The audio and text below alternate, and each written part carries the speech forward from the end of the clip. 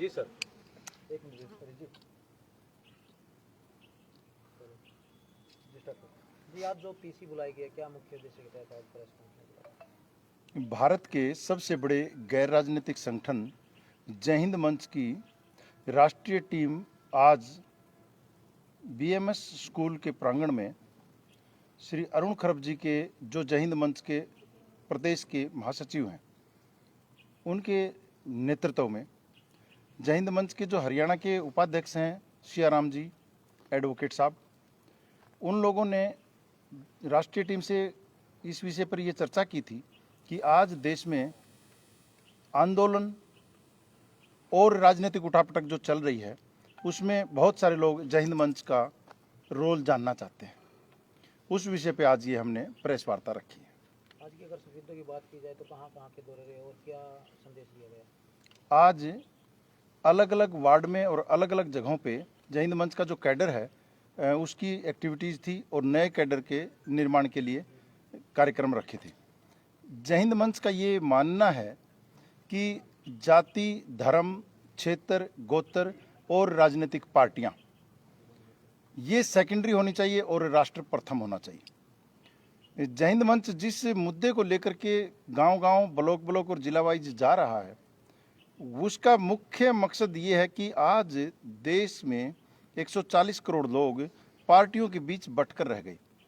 ऐसे में एक निष्पक्ष टीम की सख्त आवश्यकता है कि जो देश में किसी भी मुद्दे पर सही को सही और गलत को गलत कहने की क्षमता रखता हो।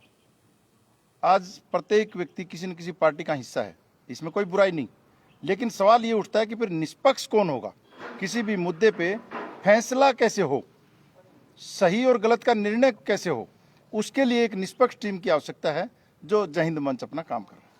सर, अगर जय हिंद मंच की बात करें, कब इसकी स्थापना हुई और कितने सदस्यों की संख्या आपके ग्रुप में से जुड़ी? जय हिंद मंच की स्थापना 21 अक्टूबर 1985 को हुई। 10,54,837 लोग 172 जिलों में हैं, उत्तर भारत के 9 राज्यों में। जी, अगर बात की जाए, अभी आपने कहा कि गैर राजनीतिक संगठन है, लेकिन कहीं ना कहीं 2 सदस्य आपके संगठन से जुड़ के आज बड़ी पदवी पे हैं। क्या ये एक तौर पे तैयार की जाती है? हाँ, हम खुले मन से इस बात को स्वीकार करते हैं, लेकिन हम उसमें पार्टी और पार्टी की विचारधारा को नहीं आने देते। जय हिंद मंच में सिर्फ 2 ही नहीं, आपने उन 2 का इशारा किया है जो लोकसभा और राज्यसभा में है, लेकिन इसमें कुछ राज्यों के मुख्यमंत्री भी हैं और 6 से 7 राज्यों के एमएलए और कुछ मिनिस्टर्स भी हैं, जो जय हिंद मंच के समर्पित सिपाही थे और आज देश में अलग अलग पार्टियों में सत्ता चला रहे हैं। लेकिन हम किसी भी पार्टी से प्रभावित नहीं हैं और किसी भी पार्टी की विचारधारा को समर्थन नहीं करते। हम कहते हैं कि संविधान के अनुसार देश चलना चाहिए और मुद्दों पे बात होनी चाहिए और संवाद होना चाहिए। जैसे छोटी सी बात, उदाहरण के लिए मैं कहता हूँ कि आज जो बात चली है कि जातीय जनगणना होनी चाहिए क्या, तो जय हिंद मंच कह रहा है बिल्कुल नहीं होनी चाहिए। जातीय जनगणना जातिवाद को बढ़ावा देती है। क्या जनसंख्या नियंत्रण का कानून आना चाहिए क्या? हम कह रहे हैं कि जनसंख्या नियंत्रण नहीं, जनसंख्या संतुलन की बात होनी चाहिए। अगर 100 में से 80 ने जनसंख्या नियंत्रित कर भी ली तो 20 बढ़ाएंगे, देश की बड़ी बड़ी सारी की सारी योजनाएं ध्वस्त हो जाएंगी अगर जनसंख्या बढ़ी तो। इसलिए जनसंख्या सिर्फ नियंत्रित नहीं, जनसंख्या संतुलित हो, प्रत्येक व्यक्ति पर लागू हो। अगर जय हिंद मंच की रूपरेखा की बात करें तो ऐसे कौन से मुद्दे हैं जो पूरे ऑल ओवर इंडिया में लेकर आप चल रहे हैं, जिनको आप प्रमुखता से उठा रहे हैं? जैसा आप सब जानते हैं, जय हिंद मंच ने धारा 370 35A के पेटिशनर रहे हैं।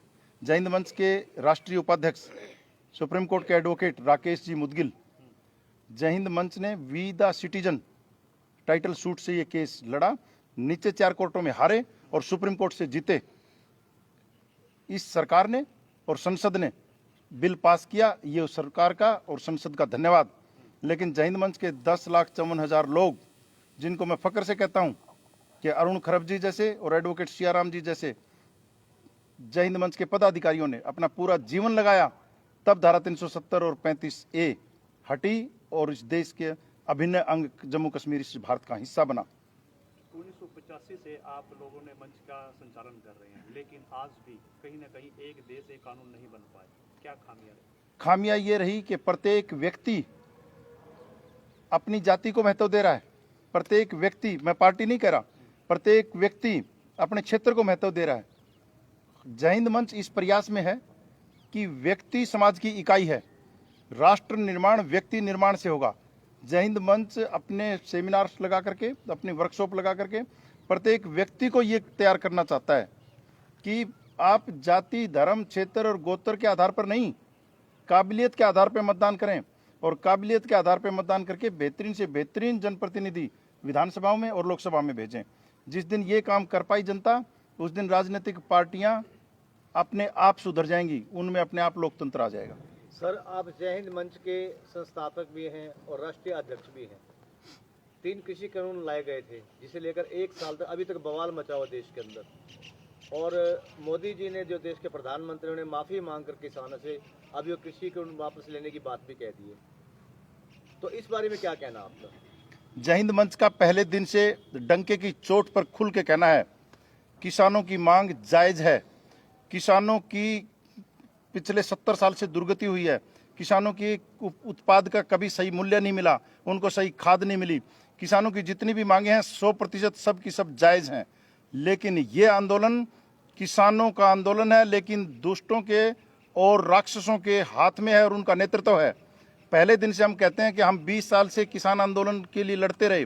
10-10 दिन तक हम जंतर मंतर और रामलीला मैदान में माननीय अन्ना हजारे जी और दूसरे सामाजिक कार्यकर्ताओं के साथ किसानों की मांगों को लेकर भूख हड़ताल पर रहे। ये जो जत्थेबंदी कुछ आई हुई थी पंजाब से, इन जत्थेबंदियों में से आधे से ज़्यादा लोग उस आंदोलन में हमारे साथ बैठे और हमने किसानों की लड़ाई लड़ी। स्वामीनाथन आयोग के लिए हमने खूब मांग की। MSP के लिए आज भी हम पक्षधर हैं, होनी चाहिए, और उसके ऊपर गारंटी का कानून भी होना चाहिए। लेकिन जिन लोगों के हाथ में ये आंदोलन है, उन लोगों से सावधान देश को भी होना चाहिए और सरकारों को भी होना चाहिए। विदेश के पैसे से, देश के दुश्मनों से फंडिंग है और राजनीतिक पार्टियां उस फंडिंग को बढ़ावा दे रही हैं। नेतृत्व गलत हाथों में है, आंदोलन गलत दिशा में जा रहा है। हम किसानों के समर्थक हैं, आंदोलन के नेताओं के नहीं।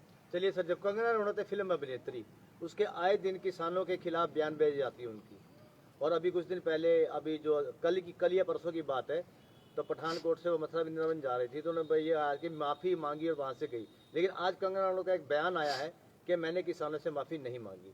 कंगना रनौत जो किसानों के खिलाफ बयान दे रखे, जो अन्नदाता है देश का, उसे लेकर क्या कहना चाहेंगे? आपका मंच की क्या राय है? भारत के सबसे बड़े गैर राजनीतिक संगठन जय हिंद मंच का ये मानना है कि किसी भी व्यक्ति के बयान की आकलन लोकतंत्र के चौथे स्तंभ मीडिया ने अपने विवेक से करना चाहिए।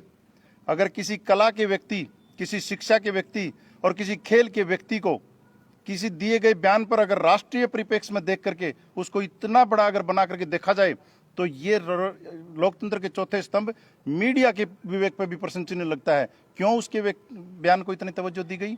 उसने अपने पर्सनली कोई बयान दिया, उसको उस तक ही सीमित रखें, राष्ट्र तक ना लिया जाए। बाकी हम किसी महिला पर या किसी कलाकार पर ज्यादा कुछ टिप्पणी करना नहीं चाहते। हम अपने राष्ट्र के लिए और मुद्दों पर ही ध्यान रखना चाहते हैं। चलिए सर, पूरे देश के अंदर आक्रोश है कि कंगना रनौत को पद्मश्री अवार्ड दिया सरकार ने, उसे गलत मानते हैं। आपका जय हिंद मंच और आप व्यक्तिगत रूप से कंगना रनौत को पद्मश्री दिया, क्या इसे सही मानते हैं?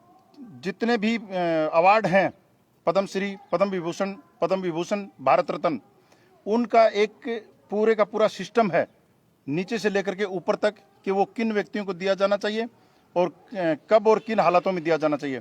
इस पूरे के पूरे सिस्टम के ऊपर दोबारा से सोचने की आवश्यकता है।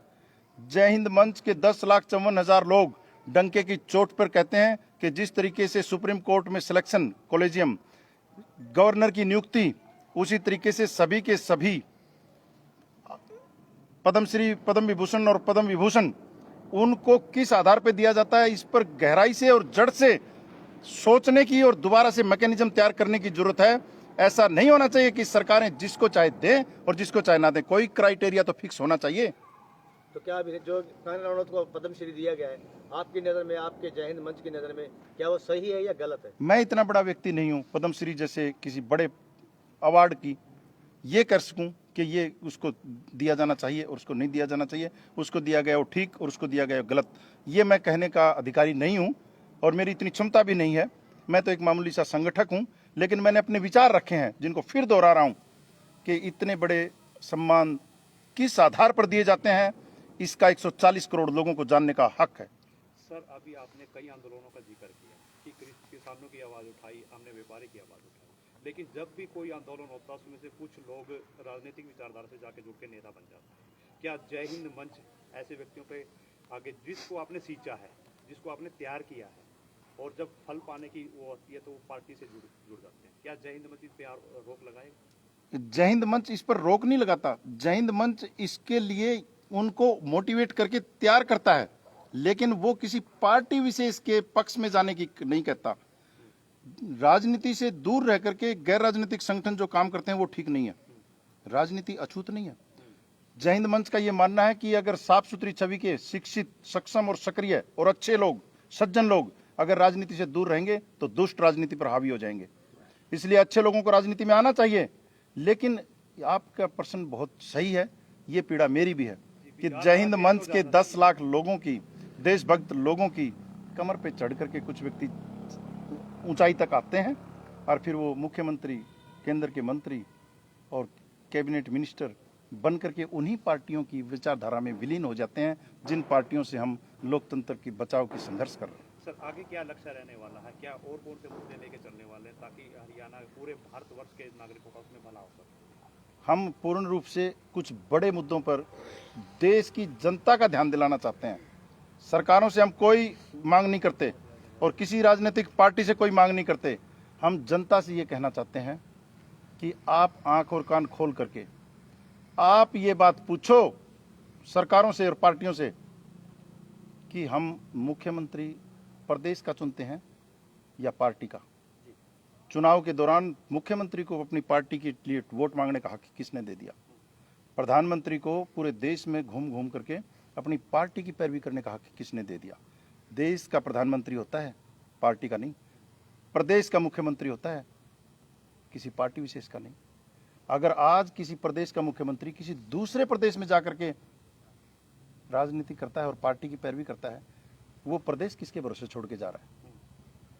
ये बात जनता के संज्ञान में हम लाना चाहते हैं कि किसी भी चुने हुए मुख्यमंत्री या प्रधानमंत्री को अपने मंत्रिमंडल सहित अपनी पार्टी की 4.5 साल तक पैरवी करने का हक नहीं है।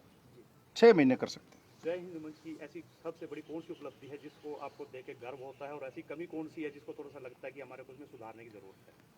सबसे बड़ी उपलब्धि हमारी धारा 370-35A हमने जीती। मैंने पहले भी इसका जिक्र किया कि हरियाणा के महासचिव अरुण खरब जी और उपाध्यक्ष सियाराम एडवोकेट जैसे पदाधिकारियों की 10 लाख इन पदाधिकारियों की ये मेहनत थी कि 4 कोर्टों से हार करके 5वें कोर्ट से जीते। ये मैं सबसे बड़ी उपलब्धि मानता हूँ। बाकी 1009 शहीदों की प्रतिमाएं लगाई। जो 1009 शहीदों की प्रतिमाएं हमने लगाई हैं वो मन को सुकून देती हैं और शहीदों और सैनिकों के प्रति सम्मान को और आगे बढ़ाती हैं। बाकी एक मैं अपनी टीम की शुरुआती सफलता का जिक्र करना चाहता हूं कि 1988 में हमने लाल चौक पर पहली बार कश्मीर में तिरंगा फहराया था।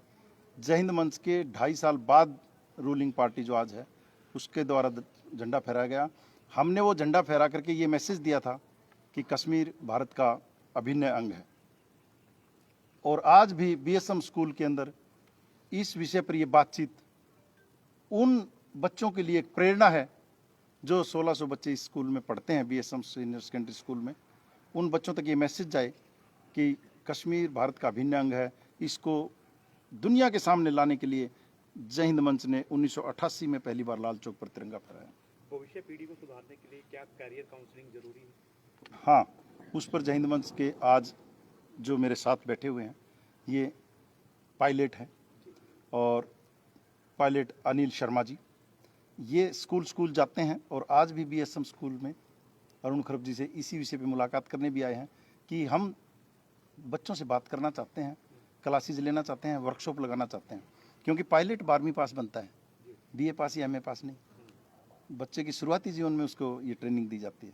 तो क्यों ना हम गांव देहात के पायलट जैसे गरिमापूर्ण और गौरवपूर्ण कैरियर में लेके जाएं, उस विषय पे आज पायलट अनिल शर्मा जी यहाँ आए। सर, महामारी के दौरान बच्चों की स्टडी छूट चुकी है, ऑनलाइन क्लासेस लगती हैं, उसमें लगाता है नहीं लगाता, टीचर पूरी मेहनत कर रहा है, लेकिन इस 2 साल के पीरियड को कैसे देखते हैं? क्या आईएएस अफसर बन पाएंगे? जरूर भी करना चाहिए कि या तो वो डैमेज कंट्रोल हो या फिर ऑनलाइन के माध्यम से या फिर कुछ और बीमारी से बचने के उपायों का इस्तेमाल करते हुए कैसे भी कोई ऐसा तरीका निकाला जाए ताकि उन बच्चों के कैरियर पर असर ना पड़े। बिल्कुल कैरियर पर असर पड़ रहा है, आपकी चिंता 100%। भारत का सबसे बड़ा गैर राजनीतिक संगठन जय हिंद मंच आज बीएसएम सीनियर सेकेंडरी स्कूल के प्रांगण से ये बात कहना चाहता है कि सरकारों के भरोसे इस देश को मत छोड़ो। जिस जिस भी मुल्क की जनता ने सरकारों के भरोसे देश को छोड़ा, देश पिछली कतार में जाके खड़ा हो गया। सब प्रत्येक व्यक्ति 140 करोड़ लोग आगे बढ़ के अंदर से अपने एक भाव जगाएं कि मैं ही सरकार हूं, मेरा देश है, मैं दुनिया के उस मुकाम पर देश को ले जाना चाहता हूं जिस पर सदियों से देश दुनिया का सिरमौर था। ये भाव जिस दिन युवाओं में, मजदूरों में, किसानों में, पत्रकारों में, वकीलों में, जिस दिन नागरिकों में ये भाव आ गया, उस दिन ये देश वहीं खड़ा मिलेगा जहां था। सर एक लास्ट क्वेश्चन रहेगा, जो डेवलप कंट्री है, यूरोपियन कंट्री है या दूसरी कंट्री है, उनके संविधान हमेशा छोटे हैं और हिंदुस्तान का हरियाणा कम से 1000 पन्ने से ज़्यादा है। क्या अब बदलाव की ज़रूरत है? मैं संविधान जैसे बड़े मुद्दे पे तो सक्षम नहीं हूँ बात करने के लिए, लेकिन मैं सीधे सीधे शब्दों में ये बात कहना चाहता हूँ कि शिक्षा उसी भाषा में होनी चाहिए जो लोगों को समझ में आती हो, संविधान उसी भाषा में हो जो लोग समझते हों। ऐसे संविधान के बारे में 4 बार सोचना चाहिए जिसकी लिखी हुई धाराओं का वकील इंटरप्रेट कर करके वो दूसरों को बताएं कि इसमें ये लिखा हुआ है। इस देश की लोगों की जो जन्मजात भाषा है, जो मातृभाषा है, उस भाषा में संविधान का एक एक अक्षर उन लोगों की समझ में आना चाहिए। बिल्कुल छोटा होना चाहिए और दूसरे देशों से जो उधार की ली हुई चीज़ें हैं वो उस समय हो सकता है मजबूरी रही हो, लेकिन आज तो देश को 70 और 80 साल के बीच का एक लंबा पीरियड बीत गया। आज तो लोगों को जागना चाहिए और लोगों को सरकारों के ऊपर ये दबाव बनाना चाहिए कि जो आज की जरूरत है उसके अनुसार कानून बने और संविधान में सिर्फ बदलाव ही नहीं, आमूलचूल परिवर्तन की आवश्यकता हो तो भी करना चाहिए। बहुत बहुत सर आराम दो शब्द बोल दो, गला खराब है साहब का, लेकिन फिर भी 2 शब्द तो जरूर। हाँ हाँ। ये सफ़ीदों वासियों के लिए, विशेषकर मेरे लिए और मेरे साथी अरुण खरब के लिए बहुत ही सौभाग्य की बात है, गर्व की बात है कि हमारी संस्था में भारतवर्ष के सबसे बड़े गैर राजनीतिक संगठन के राष्ट्रवादी विचारों के संस्थापक अध्यक्ष महोदय हमारे बीच में आए। बहुत अच्छी अच्छी बातें कानून संबंधी भी बताई, राष्ट्र प्रेम के बारे में भी बताई और जय हिंद मंच की उपलब्धियों के बारे में बताई। अपनी आगे की जो रणनीति है, जो विचारधारा को आगे बढ़ाने की बातें हैं, उनके बारे में भी हमें अवगत कराया। इससे हमें बहुत ऊर्जा मिली है। सर का और पूरी टीम का हम सफीदों में इनके आने पर बहुत बहुत स्वागत, अभिनंदन, धन्यवाद करते हैं। और मेरे बारे में और अरुण खरब जी के बारे में जो इन्होंने हमारी प्रशंसा की है, हम अपना स्नेह हमारे प्रति दिखाया है, उसका हम सदैव इनके ऋणी रहेंगे। जय हिंद। अरुण खरब एक बार पायलट साहब से बीच में बच्चों के बारे में। जी पायलट साहब, थोड़ा बच्चों को जागरूक करने के लिए क्या संदेश है? संदेश ये है कि हर बच्चे में प्रतिभा होती है, उसे उभारने का काम सिर्फ टीचर कर सकता है। इसी चीज़ की हमारे देश में कमी है कि गांव में बच्चे कमज़ोर होते हैं, दिल्ली में बच्चे होशियार होते हैं। ये कॉन्सेप्ट गलत है। प्रतिभा हर बच्चे में है, बच्चे में प्रतिभा उभारो, बच्चा जहाँ चाहो वहाँ भेज दो। Thank you.